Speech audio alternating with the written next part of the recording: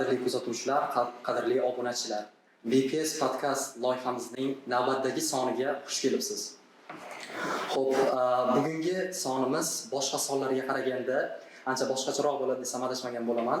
Chunki bizda bugungi mehmonimiz ajoyib bir o'zim ham to'g'risini aytganda o'zim ham juda ko'p kutdim bu podkastimizning bu soni chiqishini.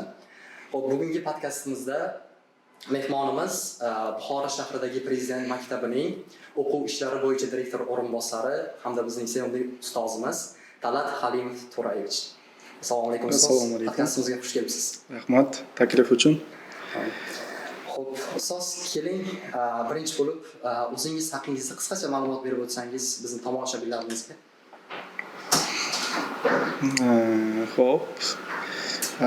To'liq ismim Halimov Talat To'rayevich. Asl mutaxassisligim tarixchiman. Buxoro shahridagi Prezident maktabida maktab ochilganidan beri 4 yildan beri shu joriy lavozimimda ishlab kelmoqdaman. 34 yoshdaman. Uylanganman. 3 nafar farzandim bor. To'g'risini aytsam, maktabda ko'pchilik o'qituvchilar ham, adashmasam o'quvchilar ham barchasi sizni, ya'ni Talat Halimov, ya'ni o'quv ishlari bo'yicha direktor o'rinbosari sifatida biladi. Keling bugun sizni boshqachadan kashf qilamiz. Xo'p, birinchi bo'lib boshlaydigan bo'lsak, xo'p, bilamiz, hammamiz maktab davrini o'tamiz. Keling o'zingizning maktab yoshingiz, maktabdagi davr haqida gapirib bersangiz. Maktabdagi o'qishlar qanday bo'lgan? Xo'p, maktab davri to 7-sinfga qadar o'zim Romitan tumanida tug'ilib o'sganman. O'zimning qishlog'imdagi 29-maktabda o'qiganman, to 1-sinfdan 7-sinfga qadar. Keyin 8-9-sinflarimni Buxoro shahridagi 2-sonli maktabda davom ettirdim. Va shundan keyin 9-sinfni tugatgandan keyin akademik litseyda 1 yil ta'lim olganman va keyin Kogon shahridagi 9-sonli maktabga o'qishimni ko'chirib 11-sinfni Kogon shahridagi 9-maktabda yakunlaganman. Shunaqa juda ko'p sinfdoshlarim bor, ham qishloq maktabida, ham shahar maktabida, ham litseyda, ham Kogondagi maktabda. Turli maktabda o'qish, ya'ni maktabni tez-tez almashtirish qanaqadir qiyinchilik tug'dirgan bo'lishi kerak, tabiiy holat. Siz uchun foydali bo'lgan. Nimaiki bo'lsa, barisi yaxshilikka va barisini o'zining hikmati bor va men uchun faqatgina yaxshilikka xizmat qildi deb hisoblayman. Chunki kimlardir 20 ta 30 ta sinfdoshi bo'lsa, men 100 dan ortiq sinfdoshlarim bordi. Shunisi juda ham ajoyib. Keyin turli hududlardagi maktabda turlicha xarakterdagi o'quvchilar bilan sinfdosh bo'lish, ularni muhitiga o'sha paytga qadar shakllanib bo'lgan atmosferasiga kirish uchun harakat qilish bo'ladi albatta qiyinchilik deganingizda. Lekin shukrki moslashib ketganmiz va haligacha sinfdoshlar bilan gaplashib turamiz, ijtimoiy tarmoqlar orqali yoki telefon orqali eslab turishadi. Umuman olib qaraganda maktab davri siz uchun qanday o'tgan? Qanday eslaysiz maktab davringizni? To'g'risi maktab davrida menda faqatgina yaxshi xotiralar bor. Maktab davrimni chunki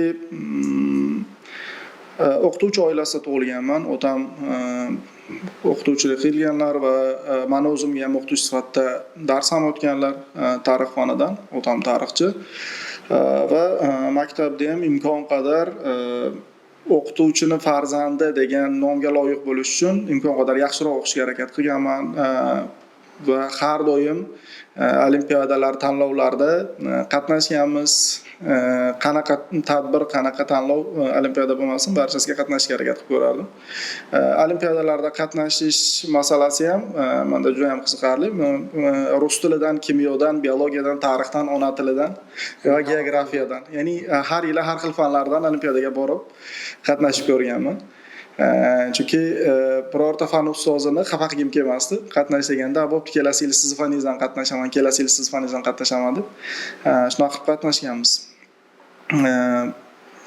va maktab davrini juda yaxshi ko'rib eslayman va bizga ta'lim bergan ustozlarni ko'pchiliklari nafaqaga chiqib ketishgan, lekin hali ham maktabga borsam bizga dars bergan qaysidir ustozlarimiz faoliyat yuritayotganlar ko'rib juda xursand bo'lishadi. Eslashamiz, kulishamiz. Xo'p, siz haqingizda bir ma'lumotni eshitib qoldim, ya'ni tengdoshlaringizdan adashmasam 1 yil oldin bitirgansiz, ha? Ha, maktabda o'qishni 1 yil oldin boshlaganman. Keyin biz maktabni tugatadigan paytlarimizda asosan litsey kollejlarda o'qilardi. 9-sinfni tugatgandan keyin yuqorida aytib o'tganda o'zim ham 9-sinf tugatgandan keyin akademik litseyga o'qishga kirganman, lekin akademik litseyni o'qish 3 yillik davom etar edi va ma'lum hududlardagina 11 yillik maktablar saqlanib qolgandi. Va o'sha paytda keyin yana 1 yilimni yo'qotmaslik uchun o'sha Kogon shahridagi 9-sonli maktabda o'sha paytda 11-sinf bor edi. Va o'qishni o'sha yoqqa ko'chirib 1 yil oldinroq o'qib tugatganman.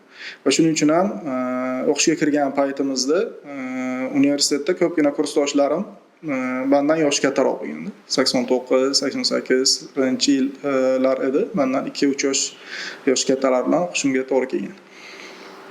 Judayam ajoyib xotiralar. Xo'p, yozuvchilik qismiga hali to'xtalib o'tamiz va qisqacha to'xtalib o'tsak hozir. Xo'p, maktab davringizda Qaldirg'och degan jurnal bu, endi hikoyami bu, shuni yozgan eganingiz. Xo'p, shu haqida gapirib bersangiz. Xo'p, maktab davrida she'rlar yozib turardim. O'zim olganda she'r mashq qilmaydigan odam bo'lmasa kerak. Hammamiz ham qachondir qo'limizga qalam olib she'r yozishga harakat qilib ko'ramiz. Va menda ham shunaqa holat bo'lgan. Kichkina yoshimda qanaqadir she'rlar qoralaganman va birinchi marotaba eslayman, 2-sinfda o'qib yurgan paytlarimda uyimizda ayvonga in qurgan qaldirg'ochni bolasi tushib ketgan edi. Shu polaponchani narvon qo'yib o'zim avaylabgina iniga qo'yib qo'yganman-da. Keyin birozdan keyin aylanib kelganimda yana qayta tushib qolgan va mushuk olib ketib qolgan. Shunga o'tirib olib rosa yig'laganman-da. Polaponni mushuk olib ketganiga va yeb qo'yganiga hamda o'shandan ta'sirlanib o'tirib qaldirg'ochga atab she'r yozib bergan. Ota-onam mana shu narsani she'rni ko'rib, keyin she'rlaring bo'lsa yozgin, nashr qildiramiz deb birinchi she'riy to'plamim Qaldirg'och nomi bilan chiqqan edi. Undan keyin yana boshqa to'plamlar chiqdi. Yurt ishqi, Shamol bo'lsam, Yurak tasviri kabi she'riy to'plamlar va undan keyin universitetda o'qib yurgan paytlarimizda nazmdan nasrga o'tdik. Hikoyalar, qissalar yozishni boshlaganman va undan keyin ham shu Yuragim yozgan maktub degan nasriy to'plam nashr etilgan edi. Ya'ni yozuvchilik sohasida ham sizda tajriba bor, yetarlicha. Ya'ni o'sha yoshligingizdan rivojlanib kelgan. Shunaqa desa ham bo'ladi.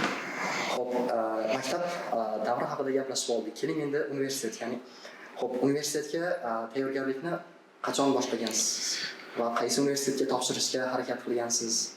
Shu haqida gaplashsak.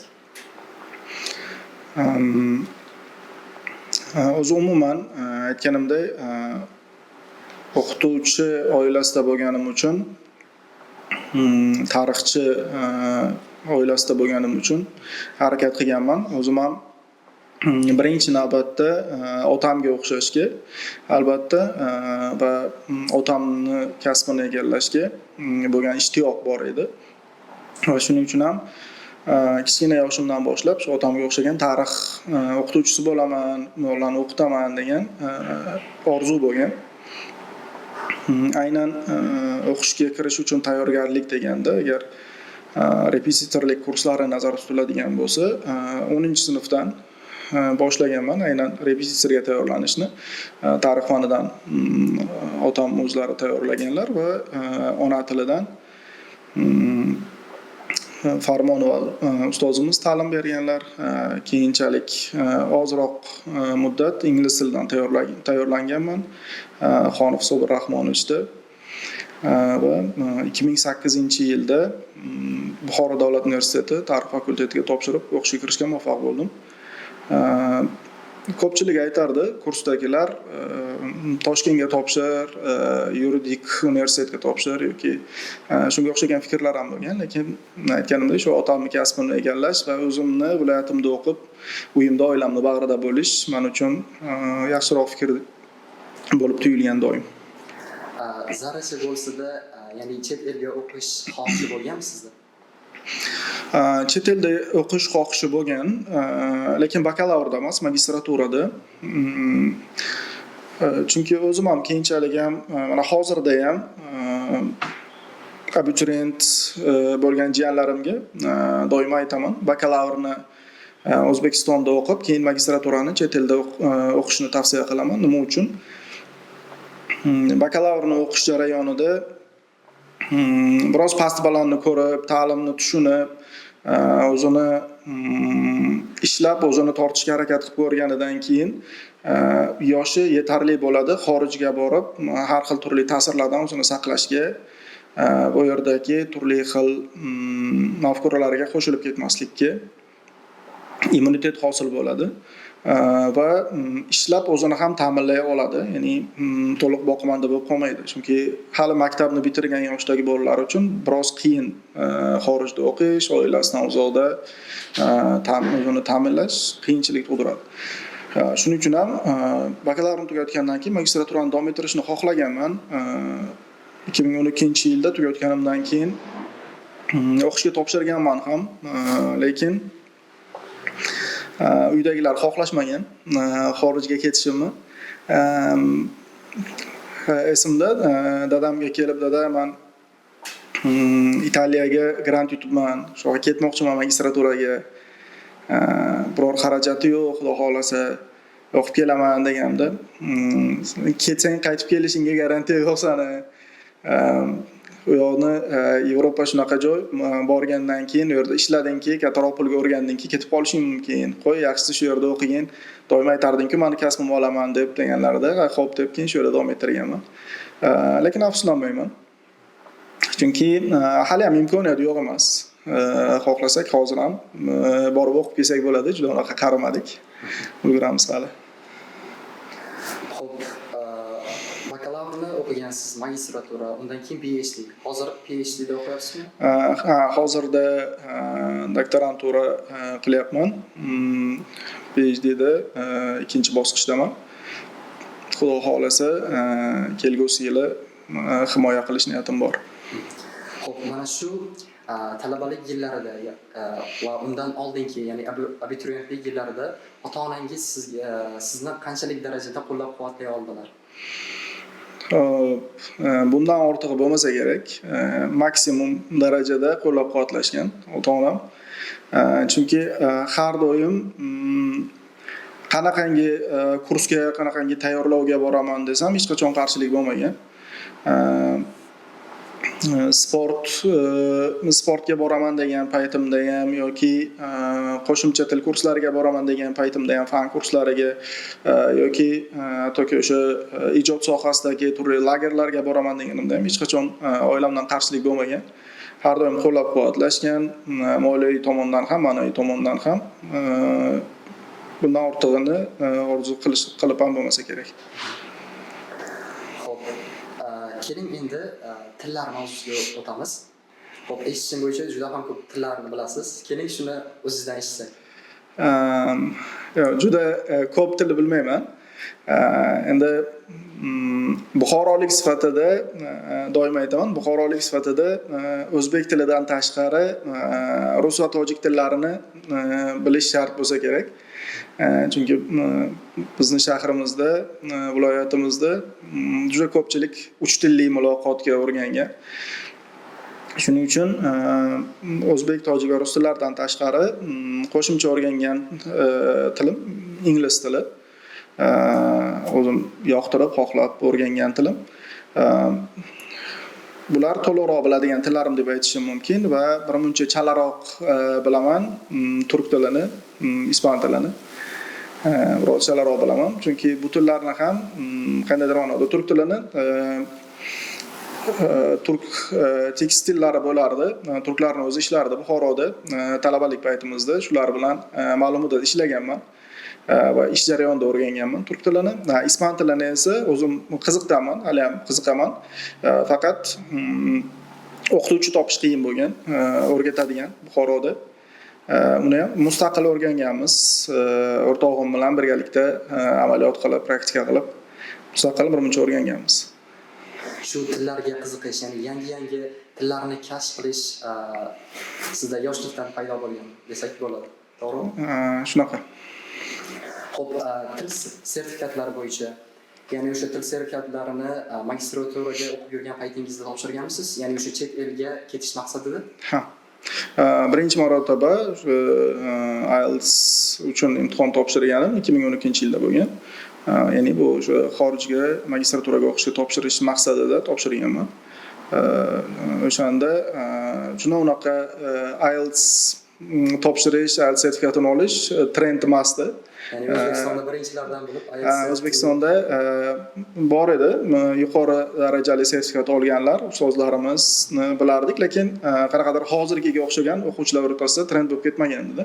Hamma harakat qilmasdi, unchalik qiziqilmasdi. O'sha paytda topshirganman birinchi marotaba. Va 7 ballni qo'lga kiritgandim o'sha paytda IELTSdan. Va keyin xorijga ketishim qoldirilganidan keyin tashlab qo'yganman shu bilan. Ingliz tilini shug'ullanib turganman, umuman qayta sertifikat topshirmadim va keyin shundan keyin 2020-2021-yillarda keyin qayta yana topshirishimga to'g'ri keldi. Universitetda ishlab yurgan paytlarimda.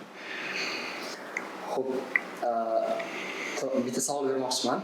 Yangi tillarni o'rganish, ya'ni maktabda ham eshitdim mana turli xildagi olimpiadalarga qatnashish.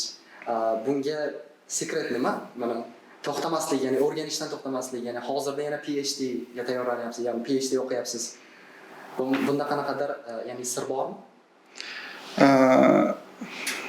Buni qanaqadir siri bor deb o'ylamayman. Shunchaki mana ayrim keksa odamlarni ko'rasiz, yoshlari 80-90 ga borganda ham dalada ishlab yurishadi. Ko'chada doimo harakatlanib yurishadi.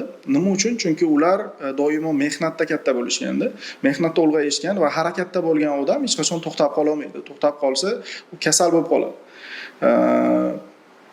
Mani mehnatim, mani harakatim o'qish bo'lgan. Shu o'qish, izlanish bilan umrim o'tib boryapti va shuning uchun ham men o'qish, izlanishdan birmuncha to'xtasam, qaysidir ma'noda men ham kasal bo'laman.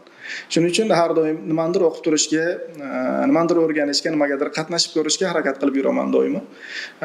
Chunki shu meni mehnatim, meni qanaqadir ma'noda hobbim deyish mumkin. Hamma joyda.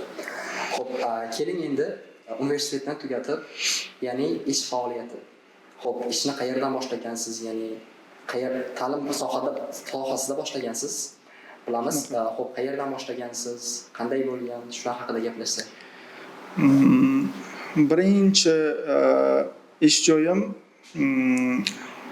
universitetda 4-bosqichda o'qib yurgan paytimizda bo'lgan. Buxoro davlat universiteti qoshidagi 1-son akademik litsey bor edi. 5-kichik nohiyada joylashgan, hozirda tugatilgan akademik litsey. 4-bosqichda o'qib yurgan paytimizda o'sha yerdan boshlaganmiz ish faoliyatini. Soat bayi hisobida dars berganman. Universitetni tugatgandan keyin esa Buxoro davlat universiteti qoshidagi 4-son akademik litsey, hozirgi ichki ishlar litseyi da faoliyatimni davom ettirdim va 5 yil ishlaganman. Ushbu dargohda toki shu ichki ishlar tizimiga o'tib akademik litsey faoliyati yakunlanguniga qadar va shundan keyin Buxoro davlat tibbiyot instituti qoshidagi akademik litseyda hamda O'zbekiston Badiiy akademiyasi qoshidagi ixtisoslashgan san'at maktabi internatlarida o'qituvchiligimni davom ettirdim toki 2020-yilga qadar va 2020-yilda Buxoro davlat universitetini tarix fakultetiga ishga taklif qilishdi va Buxoro davlat universitetida faoliyat yuritdim 1,5 yil. Hamda 2021-yil oktyabrda maktab ochilgan paytida Buxoro shahridagi Prezident maktabida direktor o'rinbosari sifatida faoliyatimni davom ettirdim. Hozirda ham shu yerda ishlayapman, shu lavozimda, faqat ushbu lavozim o'rtasida ozginagina uzilish bo'lgan. 4,5 oy 2022-yilda iyun oyidan to 20-sentyabrgacha o'sha paytda yangi tashkillashtirilgan edi. Ixtisoslashgan ta'lim muassasalari agentligini hududiy bo'limlari ochilgan, har bir viloyatda birinchi agentlik tizimidagi ixtisoslashtirilgan maktablar ochilgan paytida mana o'sha boshqarmada rahbar sifatida maktablar ochilish paytida ozroq muddat ishladim. Keyin yana o'z lavozimimga qaytib davom ettirib kelyapman. Ya'ni o'zingizning xohishingiz bilan lavozimdan chiqdingiz? Albatta. Xo'p, keling Prezident maktabi haqida gaplashadigan bo'lsak. Xo'p, Prezident maktabiga ya'ni kelishingiz haqida qanday bo'lgan? Ya'ni o'zingiz hujjat topshirib, o'zingiz kirgansiz, shu haqida gaplashsak. Prezident maktabiga ishga kelishim men universitetda ishlab yurgan paytimda menga do'stim telefon qilib qoldi bir kuni, yaqin o'rtog'im. Shunaqa Prezident maktabi ochilyapti, xabaring bormi dedi. Ha, xabarim bor. Topshirdingmi hujjatni dedim. Aytdim, yo'q, topshirganim yo'q. Shu yerda o'qituvchilar ishga olib bo'lingan ekan. Faqat administratsiyada ayrim lavozimlar bor, shunga qabul qilishyapti. Shunga ma'naviy ma'rifiy ishlar bo'yicha direktor o'rinbosari lavozimi bo'sh ekan. Shunga ishga o'tasanmi deb qoldi. Keyin o'yladim, o'qituvchiligim yaxshi, meni rahbarlik lavozim kerak emas. Boshqaroq bo'ladi deb. Bir kelib ko'rsandan nima ketirdi. Keyin suhbatga kelganman, suhbat qilishgan. Va avval boshda ma'naviy ma'rifiy ishlar bo'yicha direktor o'rinbosarligiga ishga qabul qilishgan. O'sha paytda hozirgi ma'naviy ma'rifiy ishlar bo'yicha direktor o'rinbosarimiz Qamar Abdullayevni zavj sifatida qabul qilingan, ya'ni o'quv ishlari bo'yicha direktor o'rinbosari lavozimiga qabul qilingan edilar. Keyin demak o'sha til talablari tufayli ham ikkalamizni lavozimimizni o'zgartirishgan va Qamar Abdullayevni ma'naviy ma'rifiy ishlar bo'yicha, chunki ko'proq yotoqxonada turadigan o'quvchilar bilan ishlash uchun ko'p yillik tajribalari qo'l keladi deb hisoblashdi Qamar Abdullayevni. Meni esa til bilishimni o'quv ishlari sohasida qo'l keladi deb hisoblashdi-da, lavozimni o'zgartirib shu tariqa ishga kelib qoldik. Xo'p, shuncha yillik, ya'ni maktablarda, litseyda hamda universitetdagi ishdan keyin Prezident maktabiga o'tdingiz. Xo'p, nima deb o'ylaysiz? Prezident maktabi sizga nima bera oldi? Qolganlardan ajralib turadigan. Xo'p. Har bitta ishlagan ishxonamni hammasidan nimadir olaman, har doim nimadir o'rganib kelganman va qaysi dargohda ishlagan bo'lsam ham hech qachon bir yomon xotira bilan ketmaganman. Chunki haligacha o'sha yerda ishlaganlar bilan juda yaxshi munosabatdamiz, birgalashib yaxshi davrlarni eslaymiz. Prezident maktabidan men olgan asosiy narsa bu yerdagi mutlaqo yangicha ta'lim tizimi, xorijlik ustozlar bilan ishlash va bir vaqtlar o'zimiz o'qishni xohlagan xorijiy ta'lim sohasi bu atmosferasini his qilishimizga yordam berdi. Qolaversa, bu til tomonlama ham anchagina yuksalishimizga yordam beryapti. Xo'p, shu Prezident maktabidan oldin repetitorlik bilan ham shug'ullangansiz. Xo'p, adashmasam, o'zingizning, ya'ni repetitorlik markazi, ya'ni o'quv ta'lim markazi bo'lgan Maestro Academy. Shu haqida ham gapirib bersangiz, ya'ni 3 yil faoliyat olib borgan, adashmasam. To'g'ri. Litseyda va maktabda ishlab yurgan paytlarimda o'quv markazi sifatida emas, shunchaki yakka tadbirkor sifatida repetitorlik faoliyatimni yuritganman va tarix fanidan o'quvchilarni tayyorlar edim. oliy ta'lim muassasalariga va keyin ushbu ingliz tili bilan sohamni birmuncha bog'laganimdan keyin ingliz tilidan ham kurslar o'tishni boshladik va o'sha paytda do'stim bilan birgalikda hamkorlikda alohida o'quv markazi ochish g'oyasi tug'ilgan va birgalikda Maestro Academy o'quv markazini tashkil qildik. Markaz bunaqa nomlanishining sababi bizni Zakovat jamoamizning nomi Maestro bo'lgan. Bu nomni kelib chiqishi ham mana ispan tilini o'rganishni boshlagan paytlarimga borib taqaladi. Maestro ispan tilida ustoz degani. Va asosan pedagogik sohada o'qib yurgan paytlarimizda hammamiz bo'lg'usi ustozlarimiz deb Maestro jamoasini tuzganmiz va o'sha nom bizni brendimiz bo'lib qolgan. Va keyin o'quv markazimizga ham shunaqa nom berdik. Ma'lum muddat faoliyat yuritdi. Maestro Academy keyinchalik demak ish bilan bo'lib, buncha vaqt ajratish qiyin bo'lgani uchun ham faoliyatni to'xtatishga to'g'ri keldi. Ya'ni shu o'quv markazida o'zida ham o'zingiz dars bergansiz, shundaymi? Shunday. Xo'p, nima deb o'ylaysiz? Qaysi biri yaxshiroq? Ya'ni maktabda dars berganmi yoki o'quv markazidagi o'quvchilarga? Ikkalasini ham plyuslar va minuslari bor. O'quv markazida dars berish birmuncha osonroq. Negaki u yerda o'quv markazida har kim o'zi xohlab keladi. Qo'shimcha o'zini cho'ntagidan pul to'lab o'qiydi va pul to'ladiki, imkon qadar harakat qiladi o'qishga va berayotgan pulini o'zi ham oqlashga. Va shuning uchun ham bu birmuncha osonroq kechgan yoki qanaqadir o'zlashtira olmaydigan o'quvchini ham osongina javobini berib yuborish mumkin. Bo'ldi, o'qiy olmaymiz, ham bilan ishlamaymiz deb.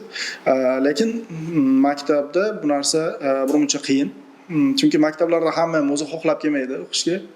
Hamma ham darsingizda o'zi xohlab o'tirmaydi. Kimlargadir sizni o'tadigan faningiz kerak bo'lmasligi mumkin, maktabda qiziq bo'lmasligi mumkin. Shuning uchun bolalarni hammasini qiziqtirish, ushlab turish bu o'qituvchidan juda katta mahorat talab qiladi. Lekin maktab aynan ta'lim muassasalari orasida mana maktabda, litseyda, universitetda ishlagan kishi sifatida ayta olamanki, aynan maktab o'qituvchini, pedagogni pishiradigan, yetiltiradigan dargoh. Aytib o'tdingiz orada, ya'ni zakovat haqidagi. Xo'p, zakovatdagi sarguzashtlaringiz haqida aytib bersangiz, ya'ni zakovatga qanday kirib kelgansiz, qanday boshlangan? Zakovatga birinchi kirib borishimiz 2006-2007 yillarda hali abituriyentlik paytlarimizda shu 4-son akademik litseyda kurslarda tayyorlanar edik. O'sha paytda Zakovatda Buxoro jamoasi o'ynar edi va o'sha jamoa tarkibida bizning ustozlarimiz ham ishtirok etishgan. Jumladan 4-son akademik litseyda uzoqdan faoliyat yuritgan va hozir Ichki ishlar litseyida faoliyat yuritayotgan tarixchi ustozimiz Baxtiyor Ilyasovich o'sha jamoaning a'zosi edilar. Va birinchi marta aynan shular bilan birgalikda Zakovat Buxoro Zakovat klubiga qatnashgani borganmiz. Bu o'yinlarda ishtirok etganmiz. Keyinchalik shu narsa qanaqadir bizni hobbimizga aylanib qolgan va doimiy borishda davom ettirganmiz. Universitetda o'qib yurgan paytlarimizda o'zimiz zakovat kechalarini tashkil qilardik, ishtirok etardik. Toshkentda tashkil etiladigan turli festivallarga borib qatnashganmiz. Va o'tgan mana shu qariyb 20 yillik davr mobaynida hech qachon mutlaqo tashlab ketmaganmiz, zakovatni mutlaqo tark etmaganmiz. Har doim qanaqadir intellektual bahslar tashkil qilib turganmiz. Zakovatmi, brain ringmi yoki akalik bahslarmi. Va shu bizning jamoamiz ham Maestro, avvalga Maestro jamoasi, keyinchalik nomi o'zgarib Bermud bo'lib faoliyat yuritdik. Keyin yana qayta nomni Maestro Academyga o'zgartirganmiz. Va aynan mana shu jamoa Buxoro viloyatidagi ligalarda deyarli hech qachon g'oliblikni qo'ldan bermagan. Buxoroda o'tkaziladigan 90%dan ortiq qatnashilgan turnirlarni, ligalarni barchasini asosiy sovrindori bo'lgan jamoamiz. Yaqindagina o'sha nihoyasiga yetgan bahorgi ligani g'olibi ham aynan Mayasur Akademiya jamoasi hisoblanadi. Respublika bosqichidachi, respublika chempionatlarida ham ishtirok etganmiz. 2023-yilda bo'lgan O'zbekiston chempionatida erudit kvartet yo'nalishi bo'yicha bizning jamoamiz respublikada 3-o'rinni qo'lga kiritgan. Va Buxoroda o'tkazilgan respublika ochiq turnirida yakkalik bahslarida mutlaq g'olib bo'lganman. Va hududiy marafonlar o'tkaziladi. Buxoro Navoiy turnirlari va intellektual marafonlar bor. Zarafshon kubogi bor. Shu Zarafshon kubogini ham, intellektual marafonlarini ham ko'p karra g'olib hisoblanadi Mayasur Akademiya jamoasi. Jamoangizda kapitani siz. Hozirda kapitan emasman. Birinchi Mayasur jamoasi tashkil etilgan paytda kapitan sifatida faoliyat yuritganman. Faqat kapitan jamoada zakotda o'ta qattiqqo'l va sovuqqon inson bo'lish kerak. Menda qattiqqo'llik yetishmaydi. Javobni qabul qilishda bir muncha ko'ngilchanlikka yo'l qo'yaman. Shuning uchun ham qattiqqo'l va sovuqqon do'stim Mirshod Ochilov hozirda jamoa sardori sifatida faoliyat yuritadi. Xo'p, o'sha bir muddat jamoa kapitani bo'lganingizda jamoangizni qanaqa shakllantirgansiz? Ya'ni xo'p, qanaqa taktikalar deymizmi? Qanaqa shakllangan jamoa? Birinchi jamoamiz bu asosan do'stlardan tashkil topgan, ya'ni birgalikda kurslarda tayyorlangan, birgalikda universitetda o'qigan o'rtoqlarimizdan tashkil topgan jamoa bo'lgan. Va ko'pchiligimizni sohalarimiz ham asosan bir xil bo'lgan. Lekin hamma yo'nalishlarni bo'lishib olardi. Ya'ni kimdir sport bo'yicha savollarga javob beradigan, kimdir tarix adabiyot bo'yicha, kimdir aniq fanlar bo'yicha savollarga javob beradigan qilib bo'lishib olib, o'rganib ishtirok etishga harakat qilardik. Keyinchalik ushbu intellektual o'yinlar ommalashib, murakkablashib borgani sayin jamoaga ham turli xil chetdan o'yinchilar taklif qilingan. Hozirgi kundagi Mayasur Akademiya jamoasi tarkibidagi asosiy qariyalar deb aytadigan bo'lsak, men bilan o'sha hozirgi jamoa sardori Mirshod Ochilov va qolganlar asosan yosh kadrlar. Bular bir vaqtlar boshqa jamoalarda o'ynagan, keyinchalik ularning orasidan kuchli-kuchlilarini biz saralab transfer qilib jamoamizni boyitib olganmiz. Xo'p, juda ham ajoyib, ya'ni jo'rni. Xo'p, kechagina internetda, ya'ni internet search qilayotgan paytimda, ya'ni siz haqingizda ma'lumot yig'ishga harakat qildim va Talat Halimov deb yozganimda faqat bitta odam kelib chiqdi, ya'ni siz kelib chiqdingiz. Ko'rdim, juda ham ko'p social mediada aktivsiz. Xo'p, undan tashqari, ya'ni tadqiqot ishlari, universitet paytida qilgan tadqiqot ishlaringiz va hozirda qilayotgan tadqiqot ishingiz ham kelib chiqdi, ya'ni Romitanlik Chorqulboy haqida. Keling, shu haqida ham gaplashib o'tsak. Qisqacha aytib bera olasizmi? Nimaga aynan bu mavzu haqida, kim bo'lgan? Chorqulboy Pirnafasboy o'g'li bu Romitanlik saxiy boylardan, tadbirkorlardan bo'lgan shaxs hisoblanadi. Ushbu shaxs haqida birinchi ilmiy izlanishlarni olib borgan va aynan bu haqdagi ma'lumotlarni to'plagan shaxs dadam bo'ladilar. Aynan o'sha u inson oila a'zolari bilan birgalikda yer suv islohotlari paytida bor mol-mulklarni tortib olib surgun qilingan va umrining oxirlari surgunda va mashaqqatda kechgan va uni bugungi kunda ham hayot bo'lgan avlodlari bor. Mana shular o'zlarini o'sha bobolarini nomini tiklash maqsadida qanaqadir u haqidagi ma'lumotlarni to'plash maqsadida shu Romitandagi tarixchilarga murojaat qilishgan va dadam shu borada yordam berganlar. Va 1996-97 yillarda birinchi risolalari chiqqan Saxovatli Chorqulboy haqida to'plangan ma'lumotlar bo'yicha. Keyinchalik ushbu izlanishlarni biz birgalikda davom ettirganmiz. Qaysidir ma'lumotlarni, ya'ni arxivdan kirib ma'lumotlarni topish, ularni tarjima qilish va qayerlargadir borib davlat tadqiqot materiallarini to'plashda birgalikda ishlaganmiz dadam bilan va shuning uchun ham keyingi kitoblarni aynan hammualliflikda davom ettirdik. Va doktoranturada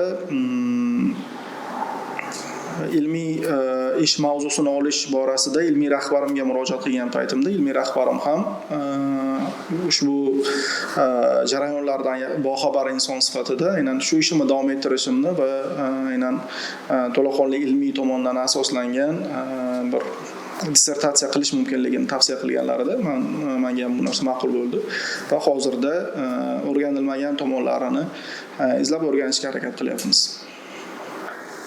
Juda ham yaxshi.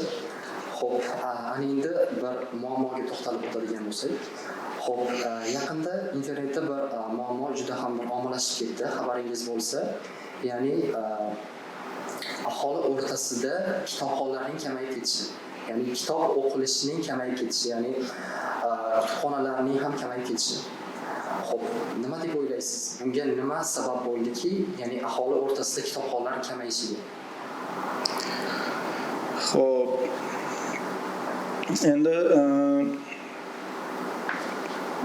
birlamchi sabab sifatida hayotimizni borgan sari raqamlashib borishi va elektronikaga bog'lanib qolishimiz bo'lsa kerak.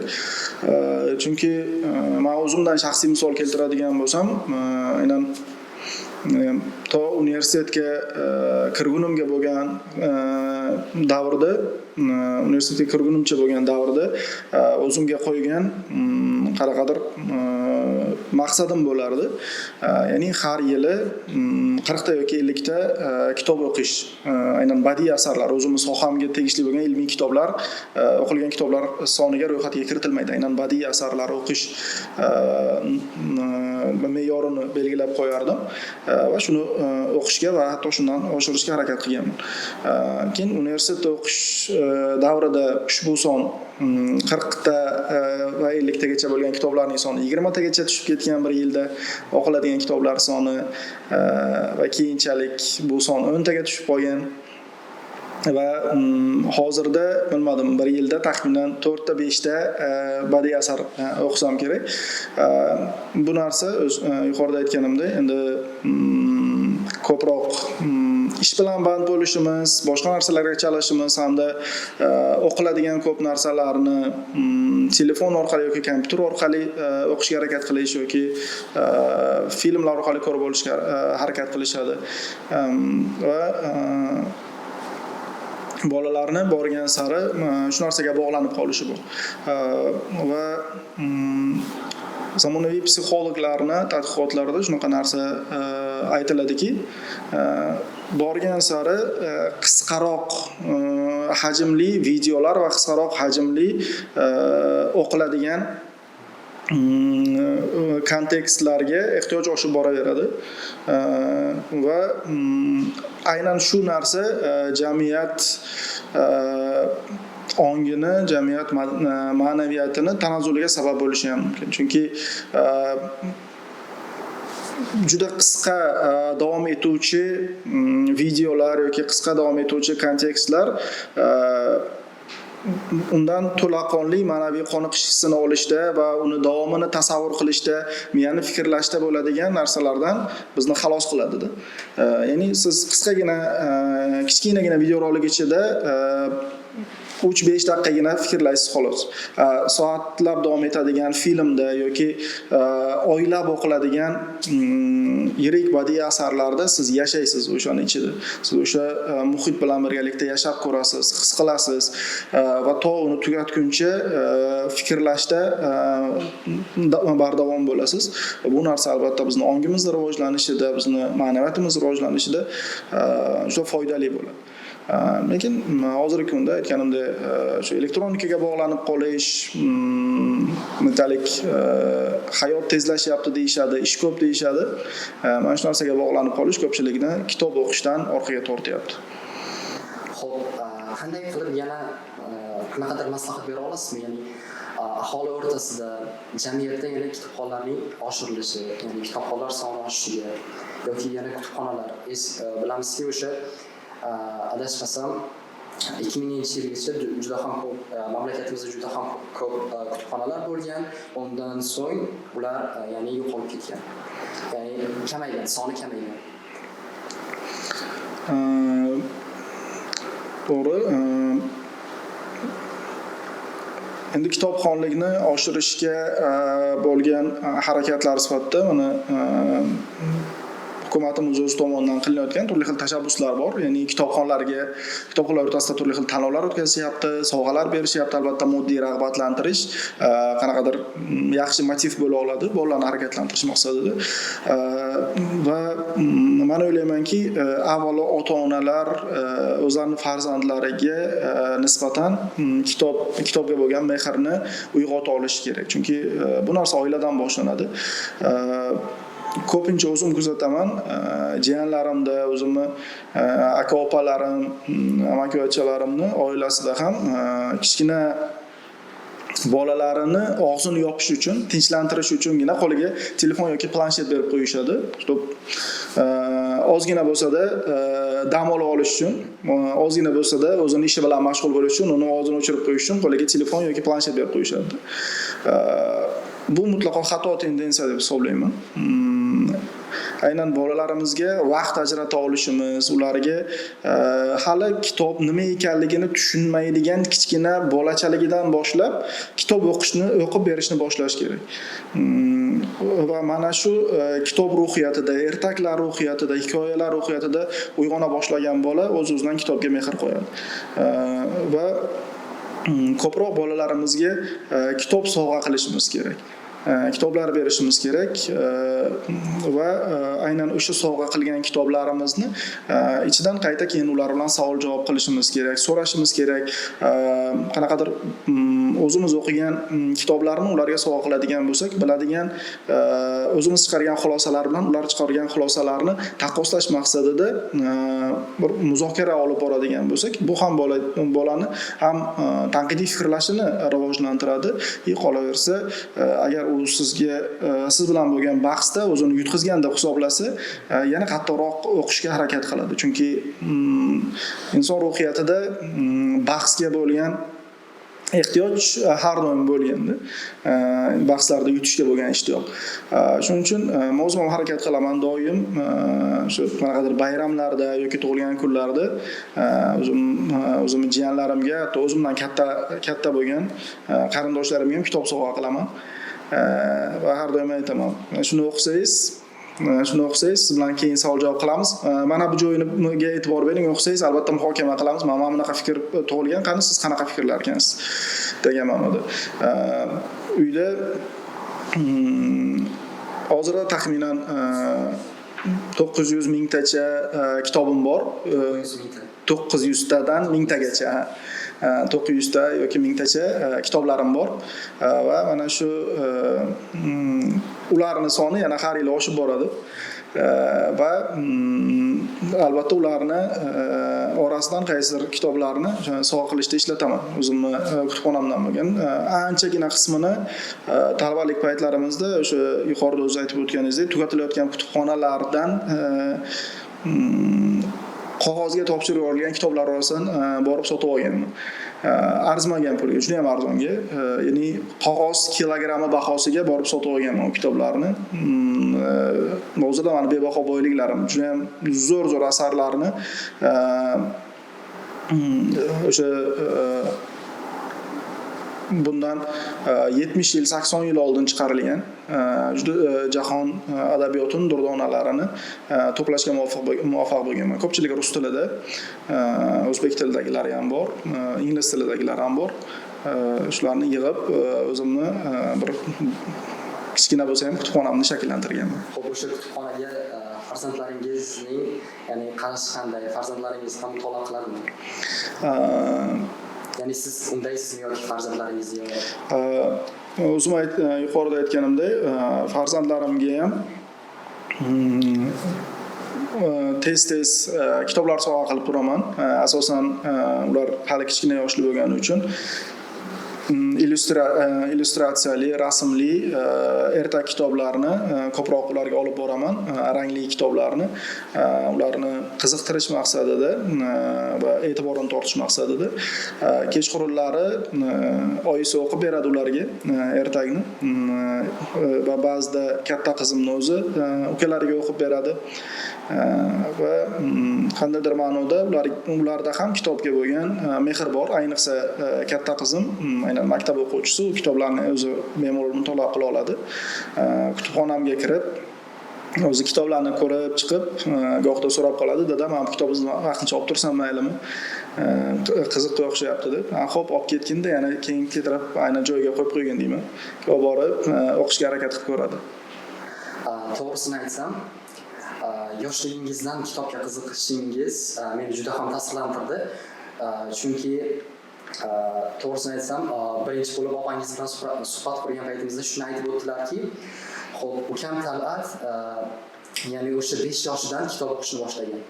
Xo'p, yoshligimizda, ya'ni o'sha 5 yosh, 6 Tal'at 5 yosh, 6 yosh bo'lganida u yo'qolib qolardi ayrim paytlari.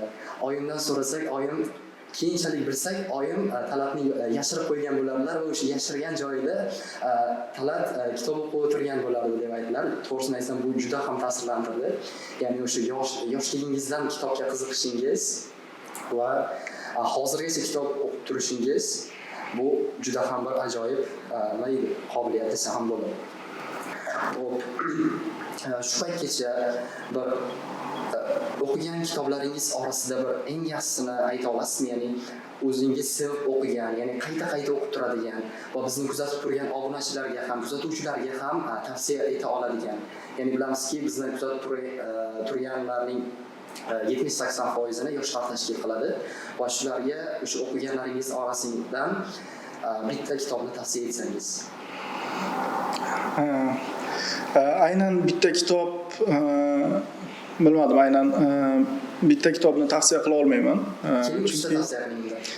Chunki meni qaysidir ma'noda ta'sirlantirgan adabiyotlar juda ko'p. Ya'ni har biri mutlaqo o'zgacha ta'sir qiladi. Mana qayta bir necha marotaba o'qigan kitoblarim orasida rus adabiyotidan Ustoz Margarita Mixail Bulgakovning asarini 5-6 marotaba qaytib o'qib chiqqanman. Anchayin murakkab asar va har safar o'qiganda mutlaqo boshqacha hissiyot bilan, boshqacha xulosalar bilan chiqasiz. Shu asarni ham tavsiya qilgan bo'lardim o'qib ko'rishni va dunyoqarashni kengaytirish uchun, ruhiyatni sokin qilish maqsadida o'qisa bo'ladigan asarlardan Shayx Tantoviyni Payg'ambarlar tarixi asarini tavsiya qilgan bo'lardim.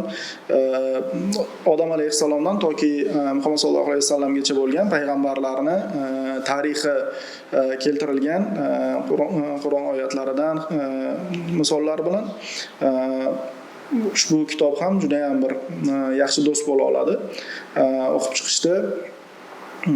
Va agar katta kitoblarni o'qishga hafsala qilmaydiganlar va hikoyalar o'qiydiganlar bo'lsa, jahon adabiyotidan Jack Londonni olganlarini, hikoyalarini, o'zimizdan Abdulla Qahhorni hikoyalarini, Said Ahmad hikoyalarini tavsiya qilgan bo'lardim.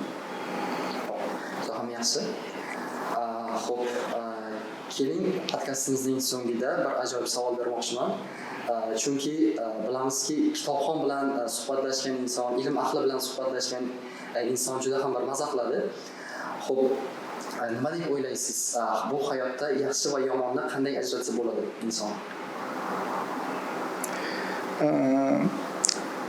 Men har doim yangi odamlar bilan tanishganda ularni yaxshi inson sifatida qabul qilaman va bu narsadan juda qattiq umid qilaman, to'g'risi. Ya'ni gohida to'g'risi pan degan paytlarim bo'lgan. Chunki juda ishonuvchan yondashaman hammaga. Hammani yaxshi inson sifatida qabul qilaman va imkon qadar o'zimga yaqin olib, ular bilan yaxshi munosabatda bo'lishga harakat qilaman. Va pan degan paytlarimda ham ushbu qilgan ishimdan afsuslanmaganman va hozirda ham ushbu prinsipimni o'zgartirish niyatida emasman, chunki qilingan xatolar bizni kuchliroq qiladi, tarbiyalaydi. Agar inson o'zi yaxshi bo'lsa, uni atrofidagilar ham yaxshi bo'ladi. Menimcha o'zimiz axloqimizni chiroyli qilsak va kibrimizni sindirsak, oldimizda ham axloq chiroyli va kibri singan kamtar insonlar hosil bo'ladi. Agar qandaydir nosamimiy va yomon xislatlarga ega insonlarga duch kelib qoladigan bo'lsak, biz ularga qo'limizdan kelgancha yordam berishga, nasihat qilishga harakat qilishimiz kerak. Shunchaki men kichkinaman undan yoki u meni fikrimga quloq solarmidi yoki men kimman unga degan yondashuvda bo'lmaslik kerak edi. Baribir fikr bildirish kerak, chunki bizni kurashimiz shu. Bizni hayotga bo'lgan kurashimiz. Agar kuch bilan qaytara olmaymiz, to'g'ri, qandaydir ruhiyat bilan o'zimizni munosabatimiz bilan qaytarishga harakat qilishimiz kerak deb hisoblayman. Va boshqalardagi samimiylikni va halollikni juda yaxshi ko'raman. Munofiqlikni va kibrni juda yomon ko'raman. Juda ham yaxshi. Ustoz, podkastimizning so'ngida sizga o'zimning juda ham bir katta rahmatimni aytmoqchiman, chunki to'g'risini aytsam, sizdan juda ham ko'p narsani o'rgandim. Bugun ana shu 1 soatlik podkastimiz davomida. Xo'p, podkastimiz so'ngida, o'zim aytib o'tganimdek, podkastimizni ko'pincha auditoriyaning katta qismi yoshlar tashkil qiladi. Shu yoshlarga, shogirdlaringizga fikrlaringiz, tavsiyalaringiz bo'ladigan bo'lsa, marhamat berishingiz mumkin. Men har doim o'zim repetitorlik kurslarimni boshlaydigan paytimda ham yoki qayergadir birinchi marotaba qaysidir auditoriyaga birinchi marotaba darsga kirgan paytlarimda ham ko'pincha o'quvchilarga shu narsani aytaman. Baho uchun, kimlarningdir olqishi uchun yoki aynan qandaydir bir manfaat uchun o'qimaslik kerak va o'rganmaslik kerak. Inson qachonki o'rganayotgan narsasini o'zi hayoti uchun zarur deb hisoblasa, zarur deb bilsa va shu narsani hayotining bir qismi deb hisoblasa, o'sha narsani u juda yaxshi o'rganadi va manfaat topadi shu narsadan. Va bu borada rasman mana chaqaloqlarni va kichkina bolachalarni qat'iyatidan o'rnak olsa arziydi. Kichkina bolachalar endigina yurishni o'rganayotgan paytida yuzlab marotaba yiqiladi, hamma yog'ini qashqa qilib tashlaydi, xasta bo'lib ketadi, lekin hech qachon shu yiqilgani uchun yoki qayerdir tirnalgani uchun, joni og'rigani uchun shu ishini tark etmaydi. Olchun agar shunaqa bo'lganda biz yurishni o'rgana olmagan bo'lardik. Yoki ovqatlanishni boshlagan paytida necha marotabalab qo'limiz kuyadi, og'zimiz kuyadi, ustimizga to'kib tashlaymiz, gap eshitamiz, lekin bu bilan biz ovqat yeyishni o'rganishdan to'xtaganimiz yo'q. Gapirishni boshlagan paytida qanchalab marotaba xato gapirib qo'yadi bolalar. Tili chuchuk bolachalarni so'zlarni xato talaffuz qilishini ko'rish mumkin. Va bu narsa bilan biz kulganimizda atrofdagilar kulganida bu narsani tashlab ketmaganman. Ko'pchilik boshqalarni kulgisi sabab, boshqalarning munosabati sabab boshlagan ishini tashlab ketayotganlarga achinaman. Chunki mana shu kichkina bolachalik qat'iyati yo'qligi uchun. Biz mana shu qat'iyatni olishimiz kerak. Nima uchun? Chunki bola tafakkuri bilan shu narsani his qiladiki, ha, menga hayotda shu narsa kerak, men yurib bilishim kerak, men ovqatlana olishim kerak, men gapira olishim kerak. Va mana shu narsani bola tafakkuri tushunadi va maqsadiga yetmaguncha ushbu qat'iyatidan qaytmaydi. Agar biz o'zimiz boshlagan ishlarimizga o'qishimiz bo'ladimi yoki ishimiz bo'ladimi, qanaqadir loyihamiz bo'ladimi, mana shunday qat'iyat bilan, mana shunday ruhiyat bilan yondashsak, har doim muvaffaqiyatga erishamiz. Va men ushbu podkastni tomosha qiladigan ukalarimdan, singillarimdan aynan mana shu narsani kutib qolgan bo'lardim. Ajoyib, katta rahmat ustoz. Samimiy fikrlar uchun, bergan tavsiyalaringiz uchun. O'ylaymanki, mana shu 1 soat davomida olingan podkastda menga katta taassurot qoldirdi bergan javoblaringiz. O'ylaymanki, bizni kuzatib turgan auditoriyaga ham, bizni kuzatib turgan o'quvchilarga, studentlarga ham o'zining katta foydasini beradi degan umiddaman. Ustoz, sizga katta rahmat kelganingiz uchun yo'qlamasdan. Xo'p, bilamiz, ancha qiyin bo'ldi, bir haftadan beri harakat qilamiz, podkast olamiz deb. Bunga nasib qilgan ekan, mana oldik. Xudoga shukr. Rahmat ustoz sizga. Rahmat sizlarga. Xo'p, podkastimizni oxirigacha tomosha qilganingiz uchun sizga katta rahmat. Xo'p, o'zingizning fikrlaringizni kommentariyada qoldirasiz degan umiddaman. Videomizga like bosing hamda obuna bo'lishni unutmang. Keyingi podkastlarda ko'rishguncha xayr, salomat bo'ling.